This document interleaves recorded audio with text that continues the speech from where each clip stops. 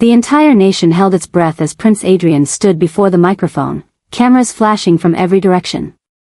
Behind him, 20 elegant women in designer gowns waited anxiously, each one convinced she would be chosen.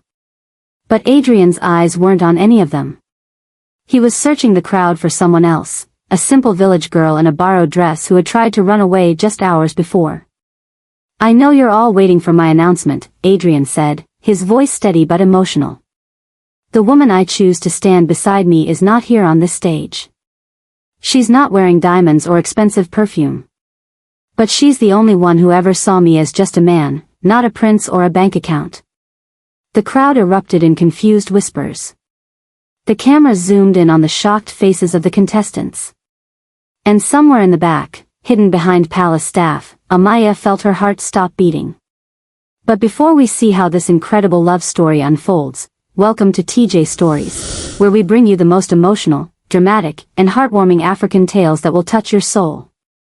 If you love stories about true love conquering all odds, genuine people winning against fake society, and happy endings that make you believe in miracles, then you're in the right place. Don't forget to smash that like button, subscribe to TeeJay Stories, and hit that notification bell so you never miss an episode. Drop a comment below telling us if you believe a prince can truly fall in love with an ordinary girl, and share this video with someone who needs to hear this beautiful story. Now, let's go back to the beginning and see how Amiya's impossible fairy tale started. The morning sun was already hot when Amiya wiped sweat from her forehead with the back of her hand. At 22, she'd learned that survival meant working harder than everyone else and expecting nothing in return. The small roadside restaurant where she worked, Mama Kemi's Bukka, was already filling up with morning customers demanding jollof rice, fried plantains, and hot tea. "Amiya. Table 5 is waiting," Mama Kemi shouted from the kitchen, her voice competing with the sizzle of frying meat. "Coming, Ma." Amiya grabbed 3 plates balanced on her arms, a skill she'd perfected after 2 years of working here. Her faded yellow blouse and worn brown skirt were clean but clearly old, patched in places where the fabric had given way. Her natural hair was pulled back in a simple bun, no time or money for the elaborate braids other girls her age wore. She delivered the food with a warm smile, collected the payment, and rushed back to the kitchen.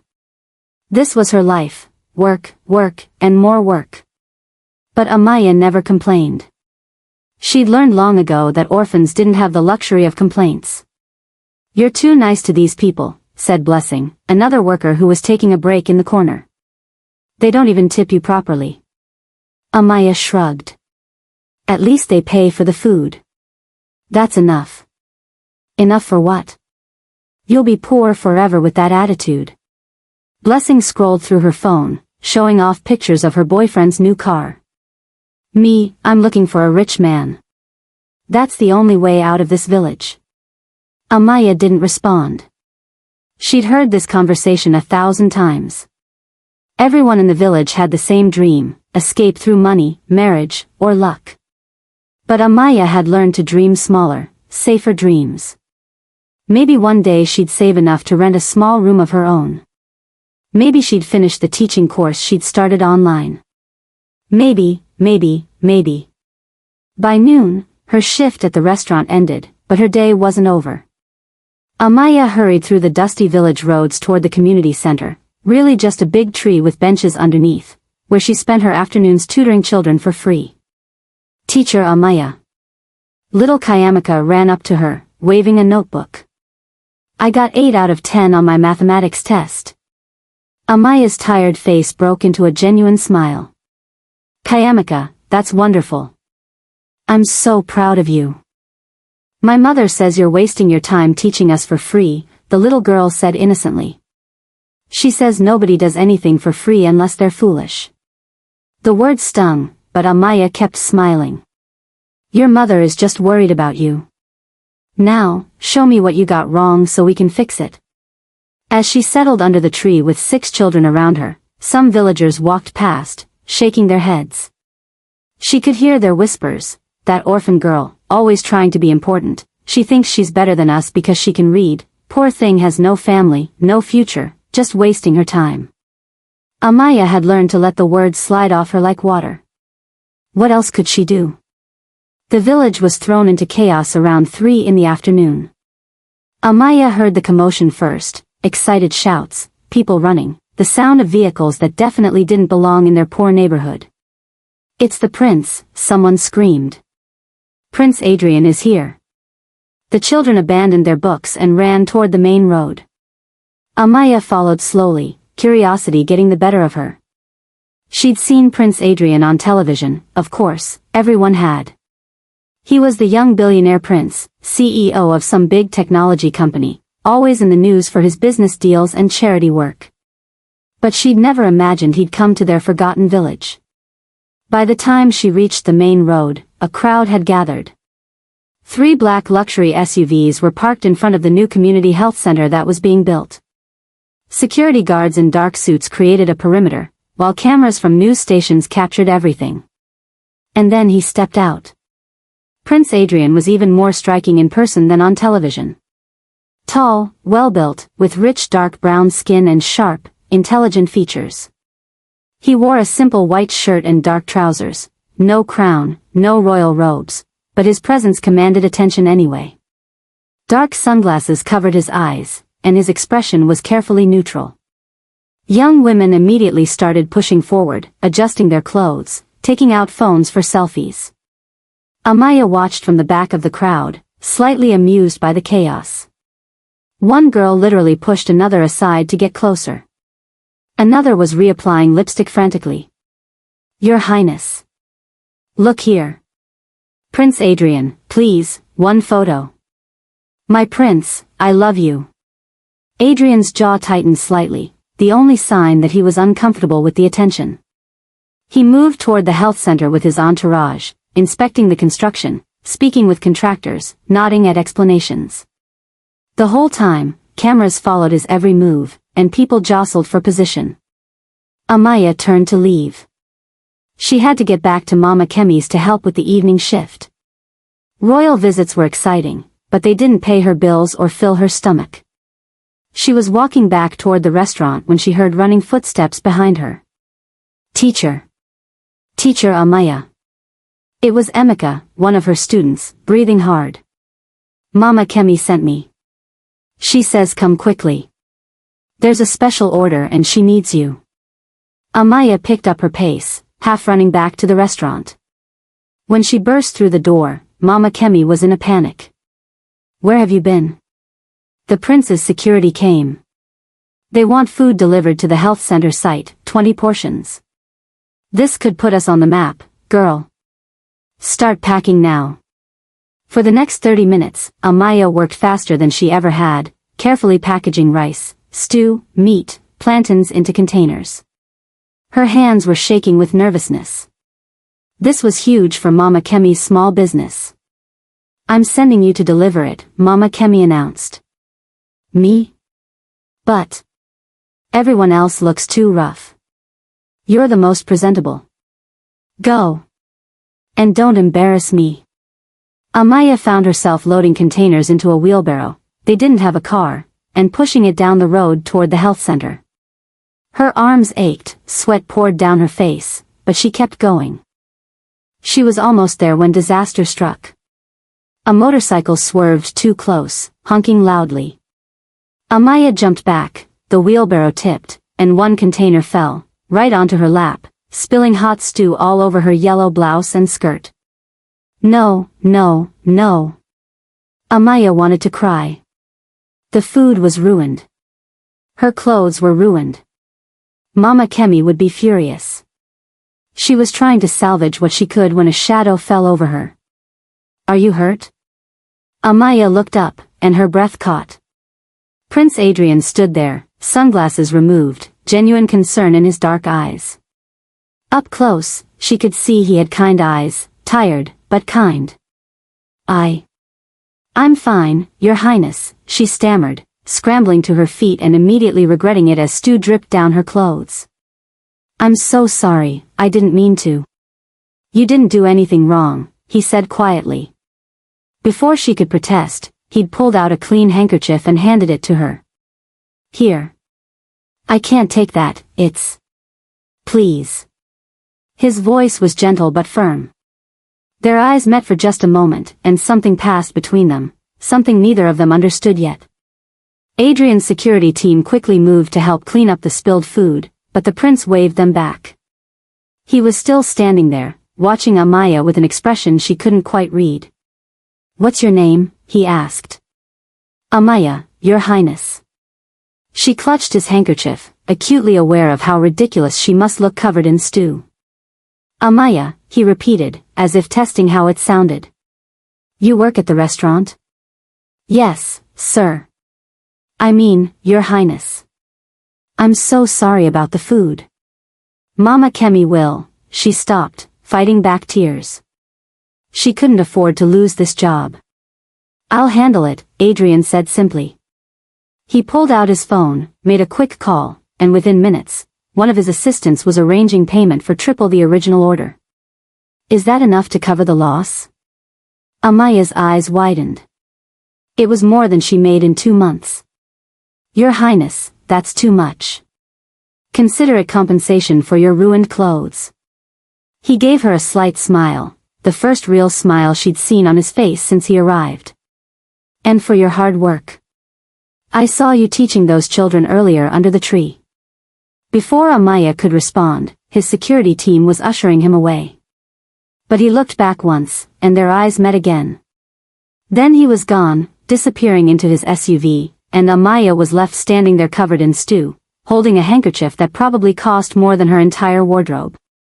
The entire nation exploded when the announcement came through every news channel, social media platform, and radio station: Prince Adrian to choose his bride in 30 days through the Royal Partnership Initiative. In the village, everyone gathered around any available screen to watch the press conference. Prince Adrian stood at a podium, looking uncomfortable but determined. "This isn't about finding a wife the traditional way," he explained to the reporters. "I want to find a true partner, someone with character, compassion, and integrity. The Royal Partnership Initiative will test these qualities, not wealth or family connections. Any woman between 21 and 30 can be nominated." Within hours, social media went insane. Rich families immediately began preparing their daughters. Instagram influencers posted photos with captions like, "Future princess right here, crown sparkles," and "Can't wait to meet my prince gemstone." Designer boutiques sold out of gowns. Beauty salons were fully booked for months. In the village, Blessing was glued to her phone. "Amiya, look at this. They're saying he might choose from anywhere, even villages. I'm going to enter." Amiya barely looked up from the children's homework she was grading. "Good luck, Blessing." "You should enter too," Blessing said, then burst out laughing. "Actually, no. Can you imagine? You in your old clothes standing next to all those rich, beautiful girls? They'd laugh you out of the palace." The other women in the restaurant joined in the laughter. Amiya kept her head down, her cheeks burning. She'd learned long ago that responding only made the mockery worse. Amiya was teaching her evening class under the tree when a sleek black car pulled up, completely out of place in the dusty village. A woman in an elegant business suit stepped out, carrying a tablet. "Amiya Okonkwo," the woman called out. Amiya stood slowly, her heart pounding. Had she done something wrong? "Yes, Ma. I'm Sarah Adeyemi, coordinator for the Royal Partnership Initiative." The woman smiled warmly. "Your name has been submitted as a candidate, and the selection committee has approved your participation. Congratulations." The children gasped. The few adults nearby stopped to stare. "There must be a mistake," Amiya whispered. "I didn't submit my name. Someone nominated you, a humanitarian worker who observed your volunteer teaching. All nominations are confidential." Sarah handed her an elegant envelope. "Inside, you'll find details about the first selection event, which takes place in 3 days at the Grand Palace Hotel in the capital. Transportation will be provided." Amiya's hands shook as she took the envelope. I can't. I don't have the right clothes, I don't know anything about." "The initiative provides everything necessary," Sarah said gently. "All you need to bring is yourself." The car will pick you up at 6 a.m. on Friday. I hope to see you there, Amiya. As the car drove away, the silence was deafening. Then the whispers started. An orphan girl? At a royal selection? She's going to embarrass our whole village. Poor thing doesn't even know how to use a fork properly. Mama Kemi pulled Amiya aside that evening. Listen, girl. I don't know who played this prank on you, but don't go. You'll be humiliated in front of the whole country. Those rich girls will eat you alive. Even Blessing, who'd been so excited about entering herself, looked at Amiya with pity. Mama Kemi is right. This isn't for people like us. I mean, I'm entering because I know how to dress, how to act. But you? Amiya, you're too simple. They'll destroy you on social media. That night, Amiya lay on her thin mat in the tiny room she rented behind the restaurant, staring at the envelope. Every logical part of her brain said to ignore it, to pretend it never happened. But a tiny voice, one she usually suppressed, whispered something different. What if? The car that picked up Amiya was nicer than any vehicle she'd ever been in. The driver was polite, the seats were leather, and there was even cold water in a small refrigerator. Amiya sat stiffly, terrified to touch anything. The 3-hour drive to the capital felt like both an eternity and a single heartbeat. When they pulled up to the Grand Palace Hotel, Amiya's jaw dropped. The building was massive, modern, all glass and gold. Red carpets led to the entrance where photographers were already gathering. Other cars were arriving too, Mercedes, Range Rovers, even a Rolls-Royce. Women stepped out in designer outfits, perfect makeup, expensive jewelry. They moved with confidence, waving at cameras, posing for photos. Amiya looked down at her best outfit, a simple blue dress that she'd borrowed from the wife of the village pastor. It was clean and modest, but next to these women, she felt like a shadow. Miss Amiya? An attendant appeared at her car door. Welcome. Please follow me. Inside, the hotel was even more overwhelming. Crystal chandeliers, marble floors, staff in pristine uniforms everywhere. Amiya was led to a preparation room where other candidates were getting ready. The moment she walked in, conversations stopped. Eyes scanned her from head to toe. Whispers started immediately. Who is that? Is she lost? Maybe she's here to clean. Oh my God, is that what she's wearing? A tall, elegant woman with perfectly styled hair approached, her smile not reaching her eyes. Hi. I'm Zara Mensa. My father owns Mensa Industries. And you are? Amiya. Amiya Okonkwo. Okonkwo. I don't recognize that name. What does your family do? I don't have family. I'm an orphan. Zara's eyes widened in mock surprise, but Amiya could see the cruelty underneath. Oh, how interesting. Well, good luck. She walked away, immediately whispering to her friends. Within minutes, every woman in the room knew. Amiya found a corner and sat down, trying to make herself invisible. Her hands were trembling. What was she doing here? This was a mistake. A huge, terrible mistake. All candidates, please proceed to the grand ballroom, an announcement echoed through the room. Amiya's legs felt like lead as she followed the group. The ballroom doors opened, and her breath caught. It was magnificent, tables arranged in a U-shape, media cameras positioned everywhere, a stage at the front. There were at least 50 women present, all beautiful, all confident. They were directed to their seats. Amiya found her name card at a table near the back, of course. The women around her deliberately angled away, making sure she understood she wasn't welcome. Then the lights dimmed. Music played. And Prince Adrian walked onto the stage. He was even more striking than Amiya remembered, tall and commanding in a perfectly tailored navy suit. His expression was carefully neutral as he scanned the room. The women sat up straighter, smiling their most dazzling smiles. Adrian's eyes moved across the ballroom slowly. Then they stopped. on Amiya. For just a moment, recognition flickered across his face. His carefully neutral expression softened into something almost like relief. Amiya's heart hammered in her chest. Around her, she felt the other women noticing where the prince's attention had landed. The temperature in the room seemed to drop. This wasn't going to be easy. Prince Adrian stepped up to the microphone, his eyes sweeping across the ballroom one more time before settling on his prepared speech.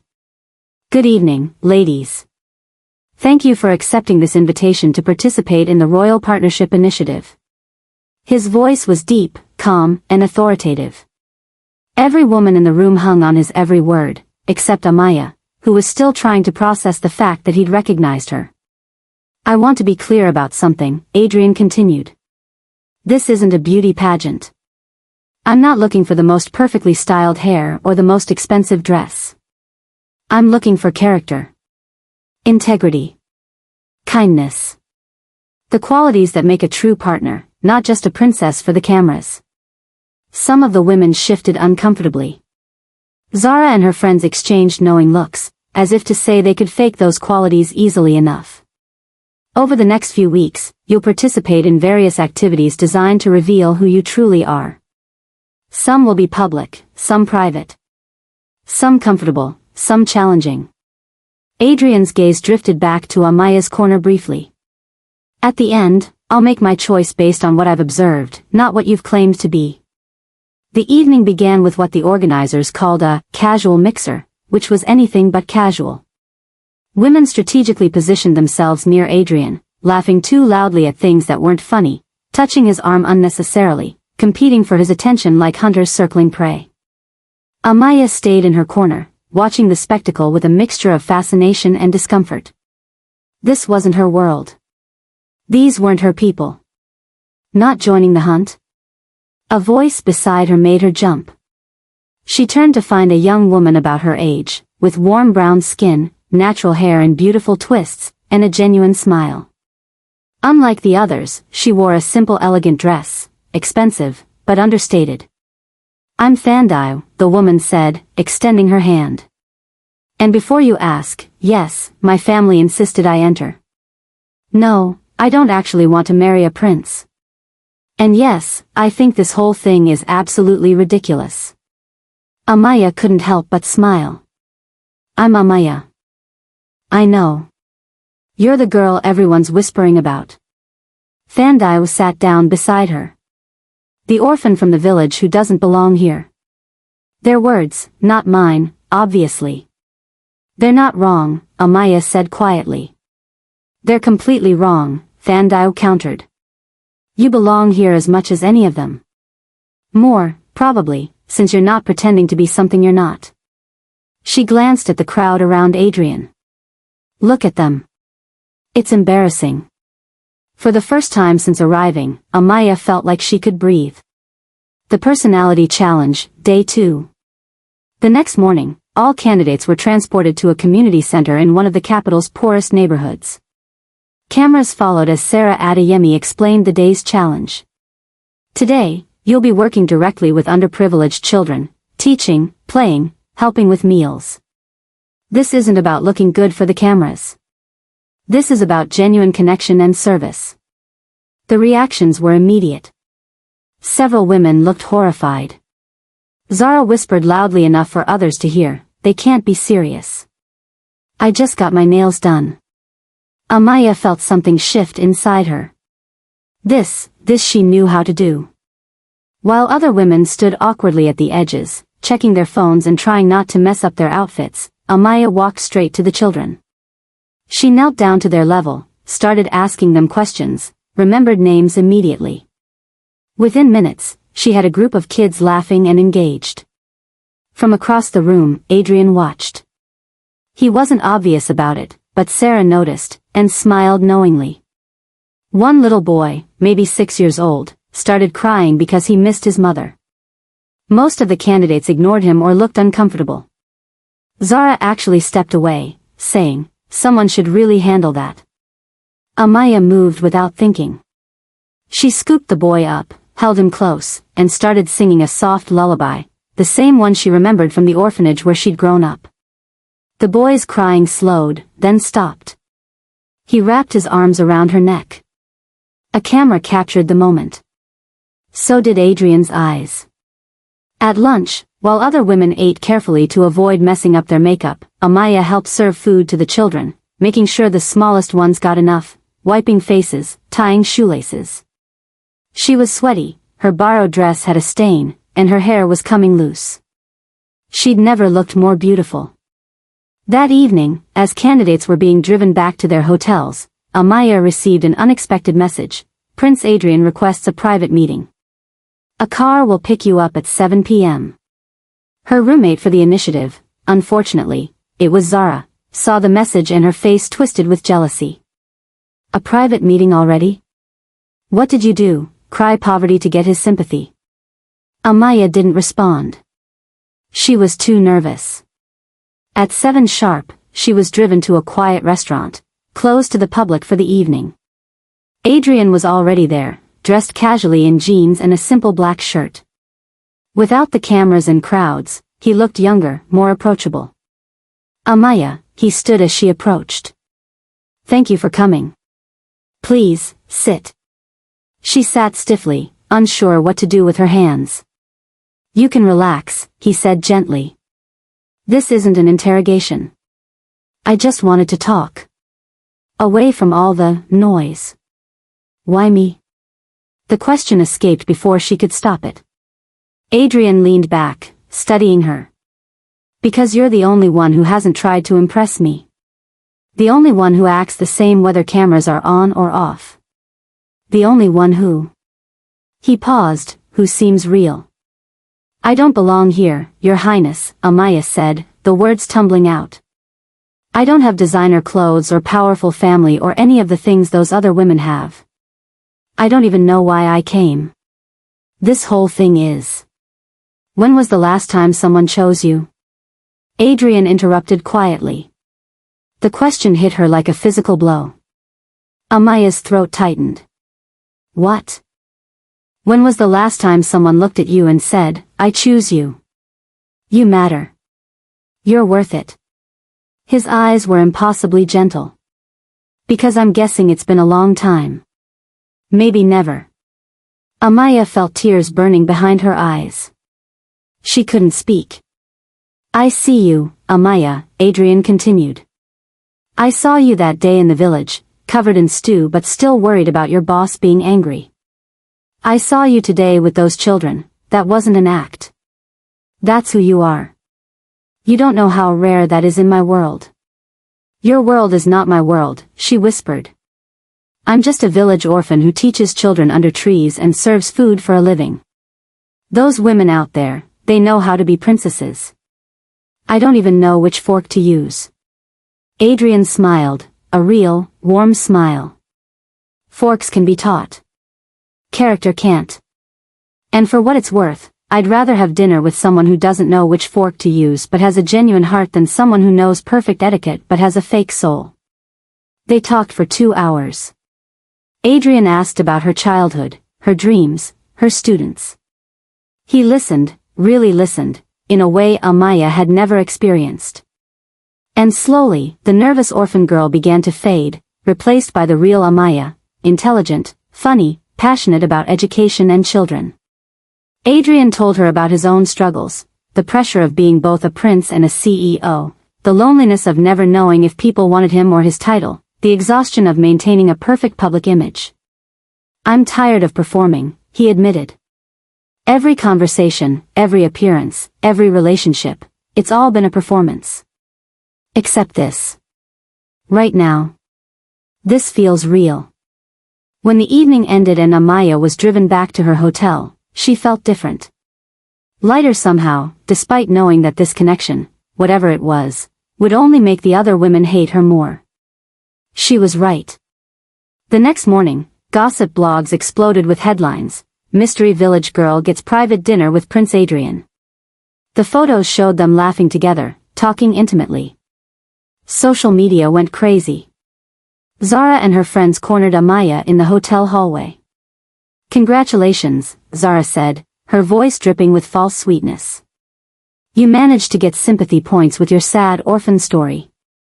Very clever. I didn't, Amiya started. Save it, another woman snapped. We all see what you're doing. Playing innocent, acting humble. It's pathetic. Amiya tried to walk past them, but Zara blocked her path. Enjoy it while it lasts. Because once Adrian sees what you really are, a gold-digging nobody trying to climb above her station, he'll drop you faster than you can say, Your Highness. That afternoon, the worst happened. Photos appeared online, clearly photoshopped but convincing, showing Amiya with a man, kissing, looking intimate. The headlines screamed, Prince's village girl exposed. Secret boyfriend revealed, and gold digger orphan playing both sides. The photos went viral within hours. News channels picked up the story. Comments flooded in. I knew she was too good to be true. Poor Prince Adrian being manipulated. Village girls should know their place. This is what happens when orphans get ideas above their station. Amiya sat in her hotel room, watching her character being destroyed in real time across every screen.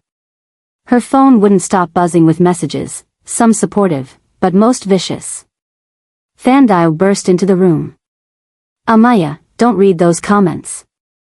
The photos are fake, anyone with eyes can see they're edited. But the damage was done. Amiya felt everything crumbling around her. Maybe everyone was right. Maybe she never belonged here in the first place. Amiya didn't leave her hotel room for the rest of the day. She couldn't face the cameras, the whispers, the knowing looks. Room service knocked twice, but she sent them away. Her phone continued buzzing with notifications, each one another knife wound to her already bleeding reputation. By evening, the story had evolved. Experts on television were analyzing the photos, debating whether Prince Adrian had been fooled. Social media polls asked, should the village girl be disqualified? 78% voted yes. Thandai sat beside her on the bed, scrolling through her own phone with increasing anger. This is ridiculous. The photos are clearly fake, look at the lighting, the angles. Someone did a terrible Photoshop job. It doesn't matter if they're fake, Amiya whispered, her voice hollow. People want to believe them. They want me to be the villain because it makes sense to them. Poor orphan girl trying to trick a prince, it's the story they expect. A sharp knock on the door made them both jump. Before either could respond, the door opened and Sarah Adeyemi walked in, her expression unreadable. Amiya, we need to talk. Now. Amiya's heart sank. This was it, she was being sent home in disgrace. The palace has issued a statement, Sarah continued, pulling out her tablet. But before I show you, you need to know that Prince Adrian insisted on handling this personally. Against the advice of his PR team, his family, and everyone else. She turned the tablet around. On the screen was a live press conference. Prince Adrian stood at a podium, his expression serious and angry in a way Amiya had never seen. I'm going to address the photos circulating about candidate Amiya Okonkwo. Adrian's voice was cold, controlled fury. First, let me be absolutely clear, these images are fabricated. Our technical team analyzed them within an hour of publication and confirmed they are poorly executed digital manipulations. The reporters erupted with questions, but Adrian raised his hand for silence. Second, I want to address the disgusting commentary I've seen online and in media. A young woman's character is being assassinated because she dared to participate in an initiative that was supposed to be open to everyone, regardless of background. The cruelty and classism on display are exactly what this initiative was designed to challenge. He paused, his jaw tight. I have identified the source of these fake images. It came from the phone of another candidate, Zara Mensah. She will be immediately disqualified and removed from the initiative. Further legal action is being considered. Amiya gasped. Thandai grabbed her hand. On screen, Adrian continued.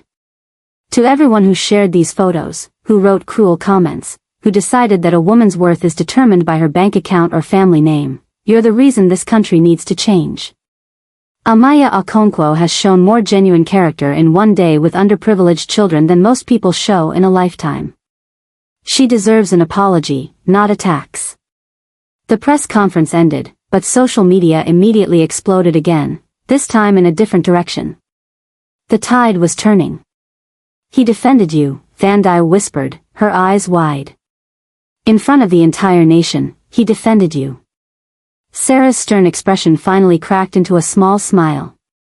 The prince would like to see you. Now. He's waiting downstairs.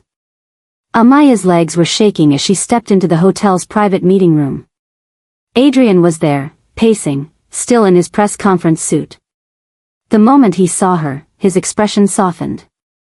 Amiya, I'm so sorry. I should have anticipated something like this.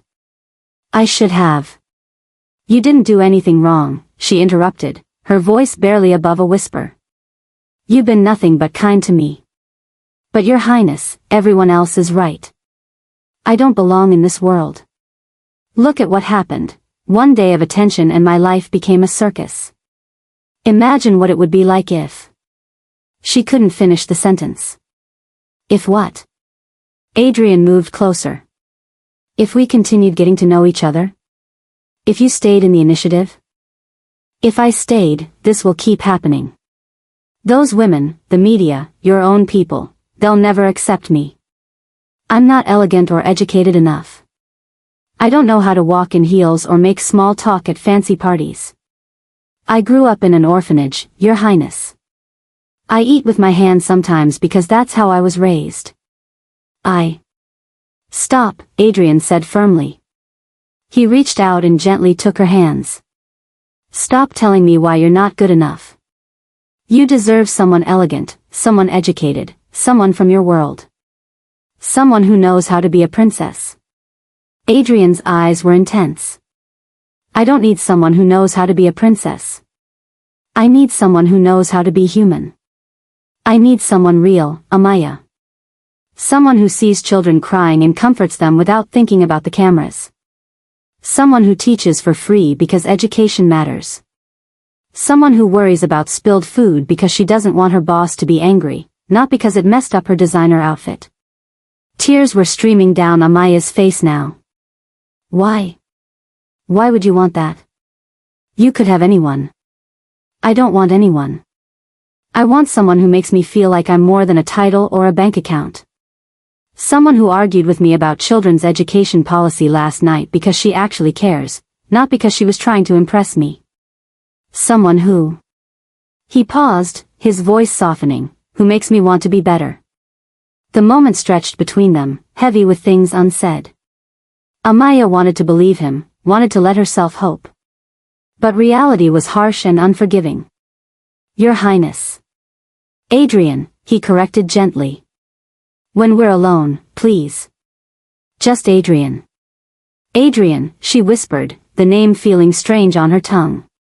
Even if everything you're saying is true, there's still your family. Your mother. The Queen. She'll never accept me. Adrian's expression darkened slightly. My mother doesn't make my decisions. But she should have a say in who you marry. She's the Queen.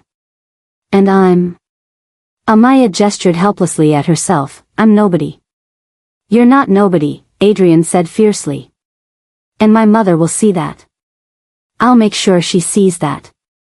But he didn't sound as confident as he wanted to. 2 days later, as the initiative continued with various challenges that Amiya quietly excelled at while others performed for cameras, the summons came. Not a request, a command.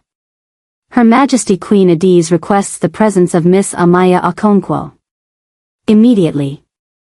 Thandai helped Amiya get ready, lending her a more formal dress. Just be yourself, she advised.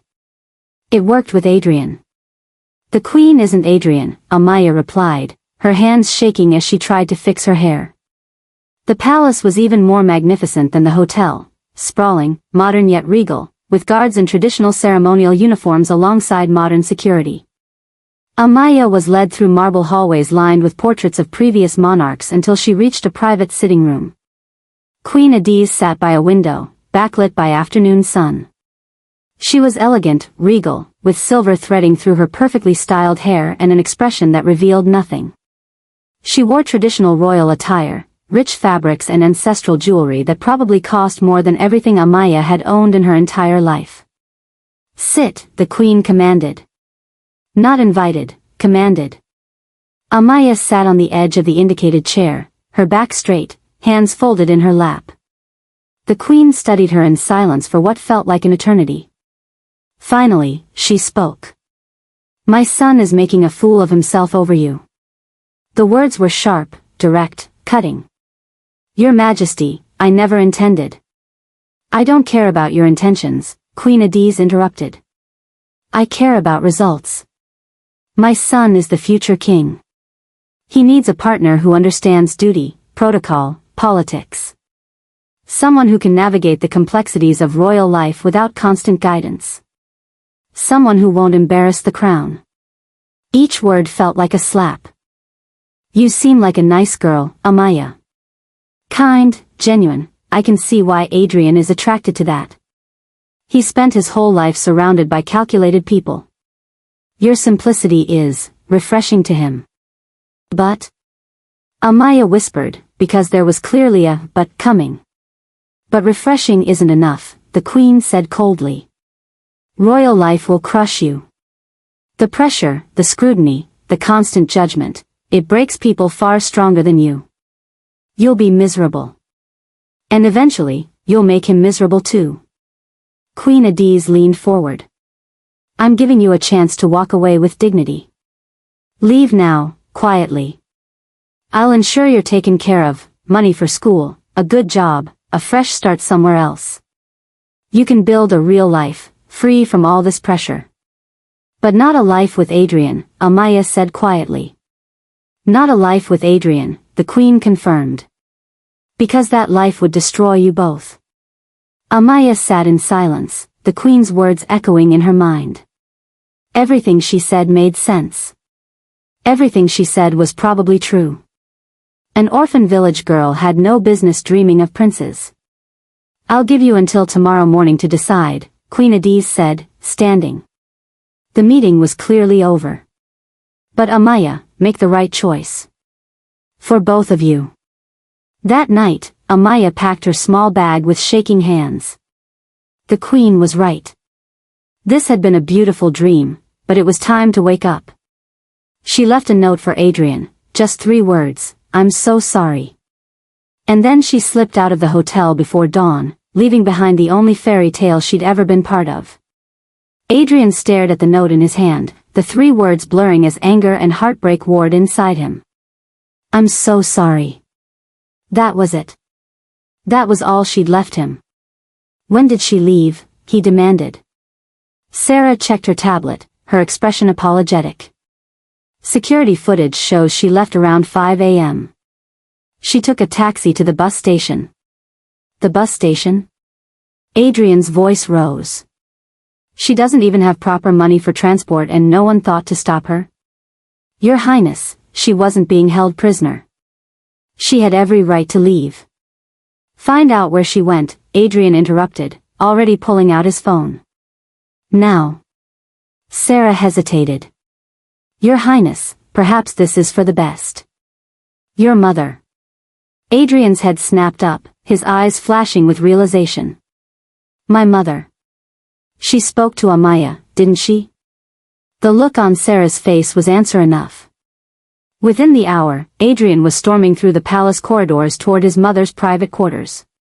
Guards stepped aside, recognizing the expression on his face. They'd seen it before when Prince Adrian made up his mind about something.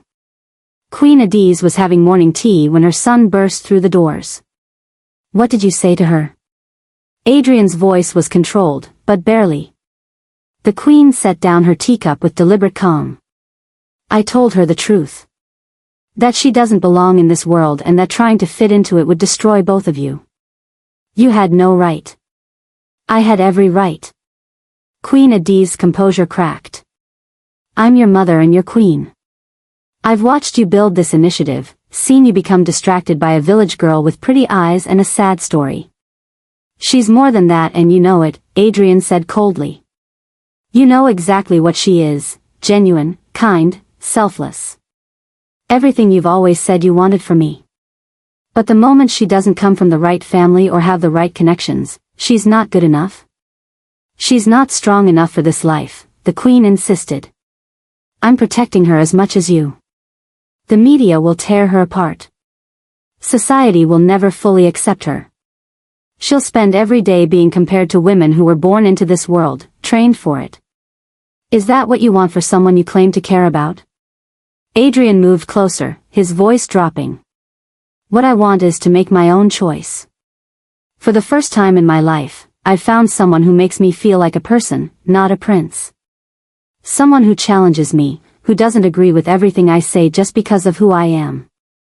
Someone real.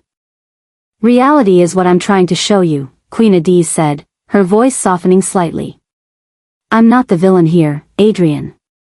I'm trying to save you both from a mistake. The only mistake, Adrian said quietly, was letting you interfere. He turned and walked out, leaving his mother standing alone with her cold tea. The drive to the village. Adrian dismissed his security detail, something that made them extremely nervous, and got into his own car. Just him, the open road, and 3 hours to think about what he was going to say when he found Amiya. If she'd even talk to him. His phone kept ringing, his assistant, his PR team, Sarah, even some of the remaining initiative candidates who'd heard he was leaving the palace. He ignored them all. The paved roads eventually gave way to dusty village paths.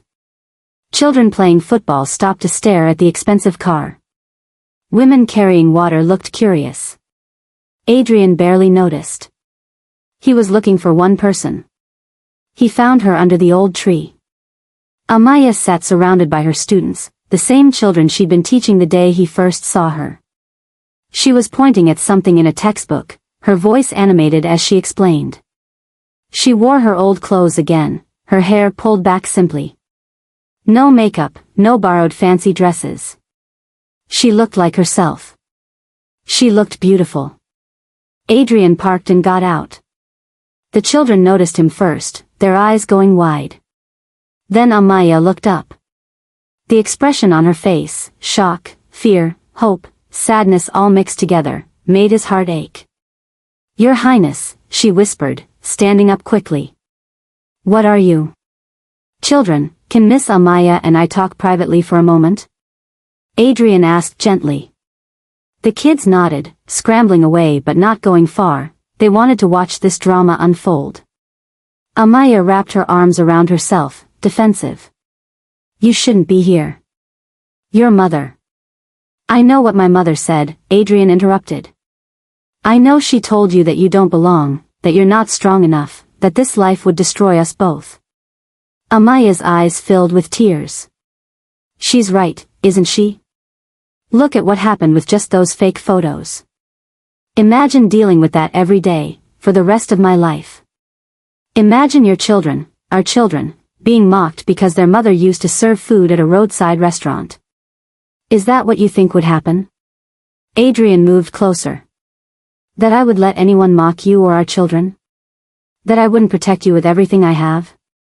You can't protect me from reality, Amiya said, her voice breaking.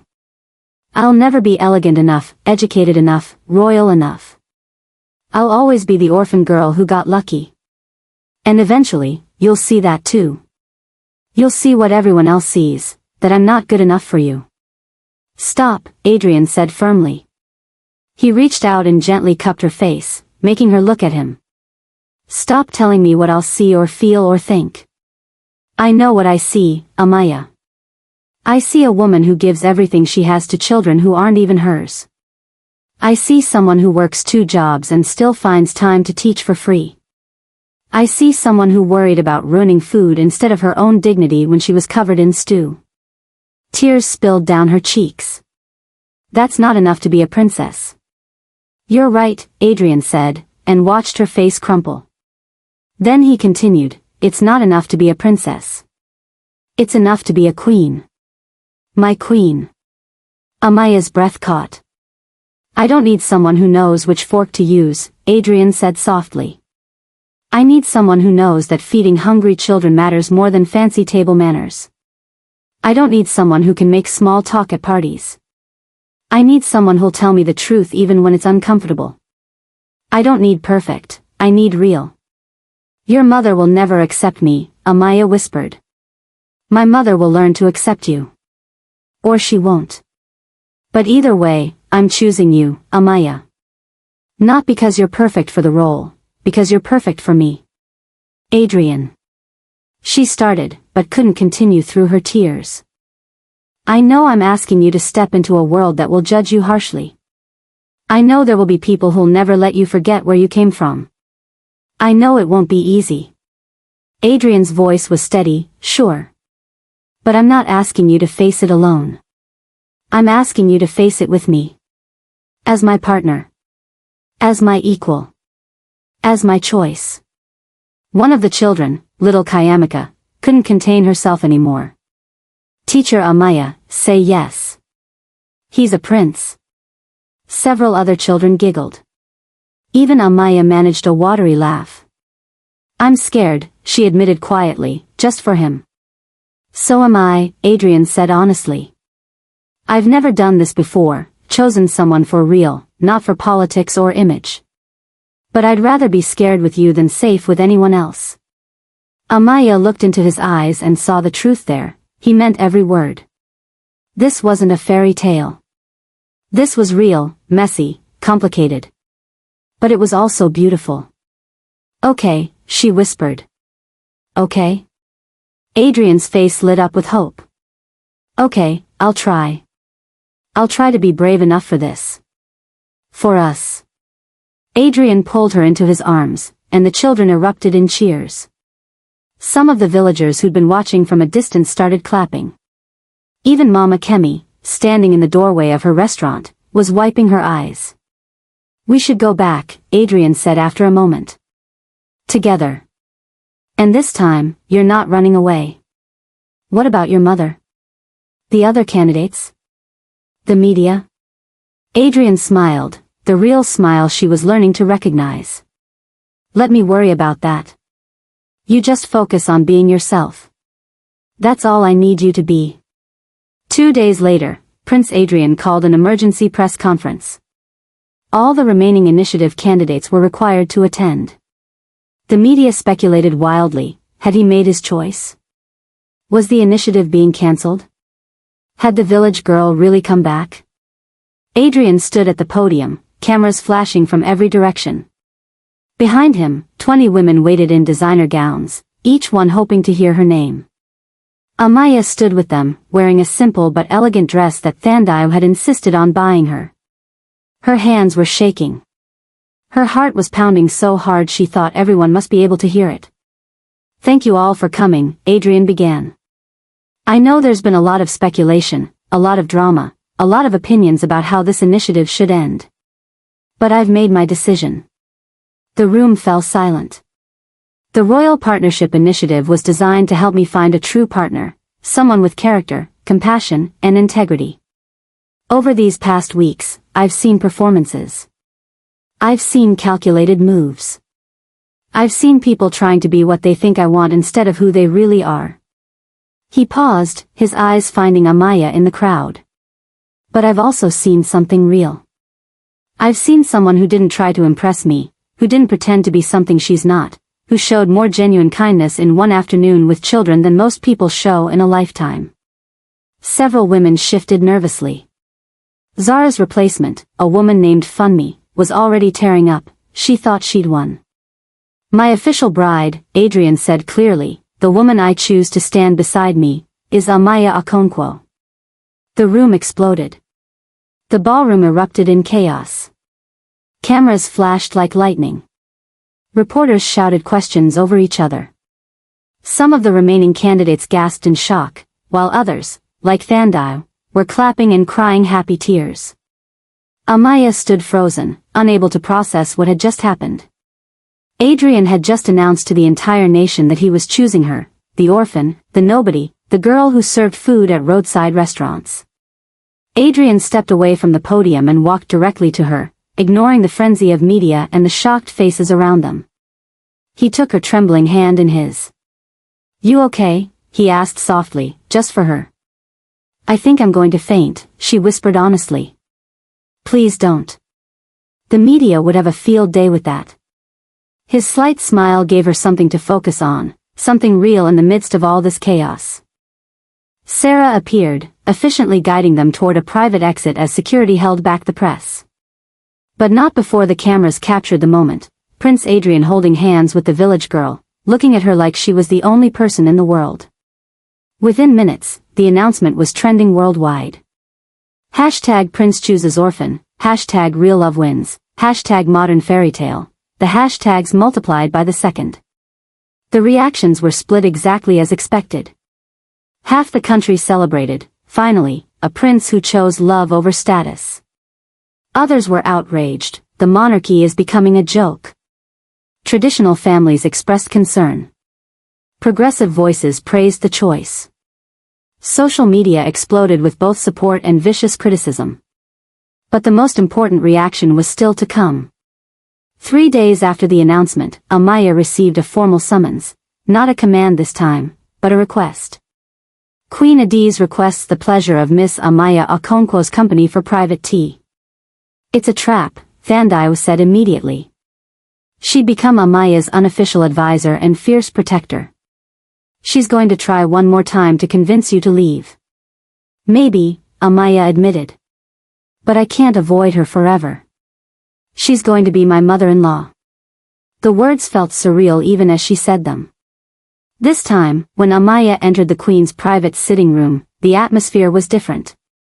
Queen Adiz sat in the same chair, but the afternoon light made her look less intimidating, tired, perhaps even vulnerable.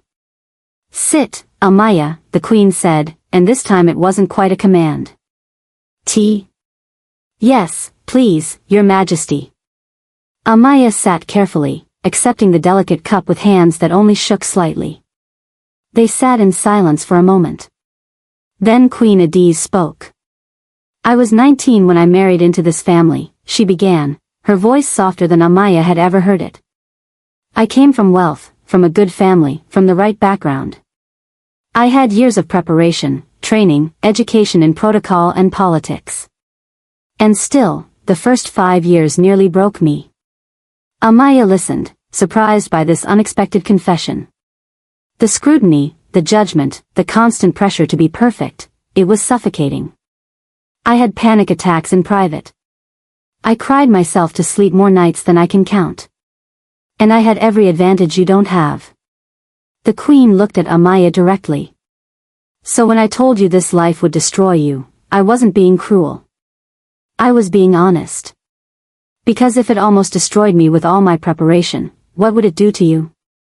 "I'm scared," Amiya admitted quietly. "Every single day, I'm terrified. But I'm more scared of living my whole life wondering, what if? What if I'd been brave enough to try? What if love really could be enough?" Queen Adiz studied her for a long moment. "You really love my son, don't you? This isn't about the palace or the title or the money." "I love Adrian," Amiya said simply. "Not Prince Adrian. Just Adrian. The man who helped me when I spilled food on myself. The man who talks about wanting to make real change in the country.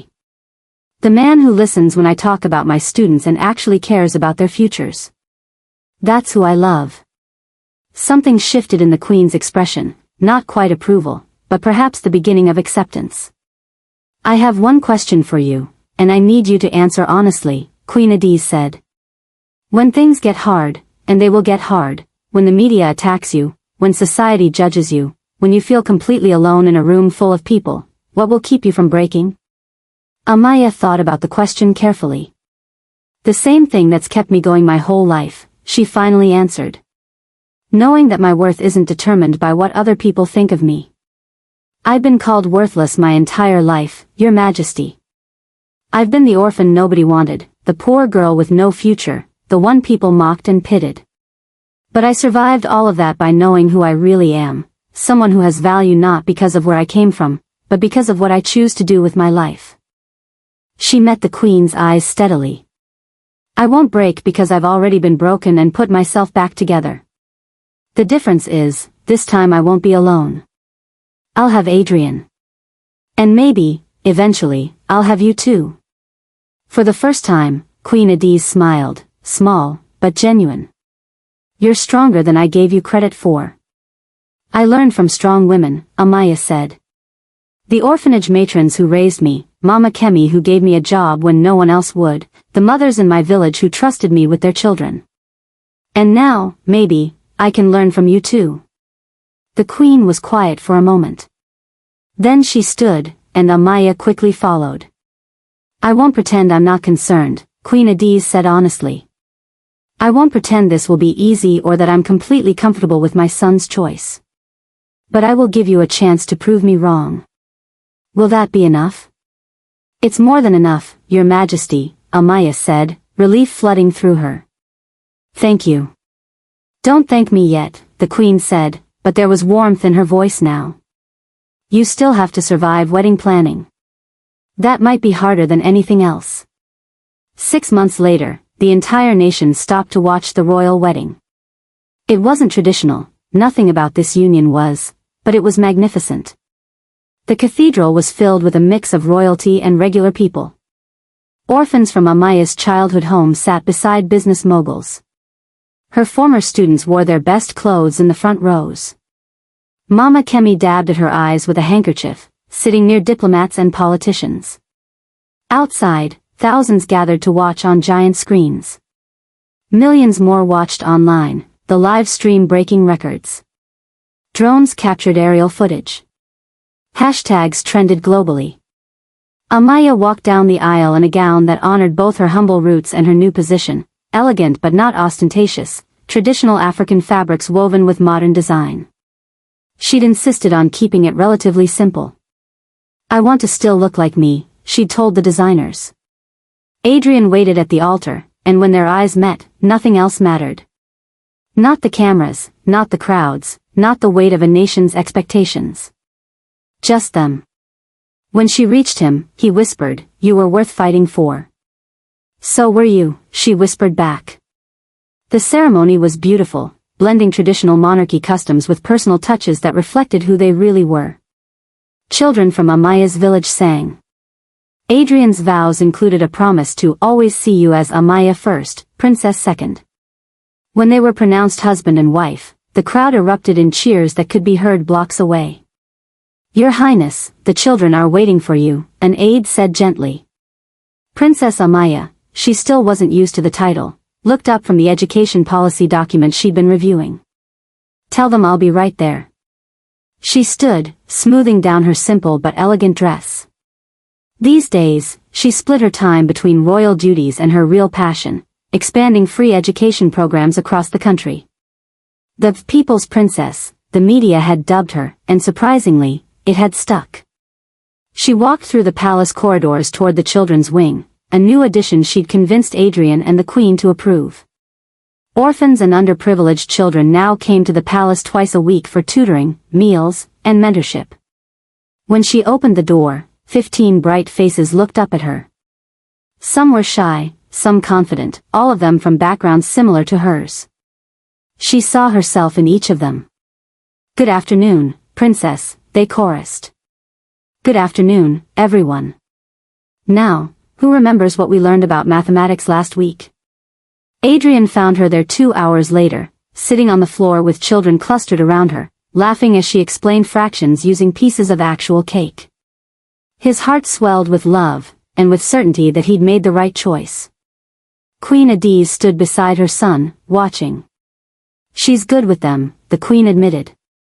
"She's good for us," Adrian corrected. "For all of us. She's making this country better."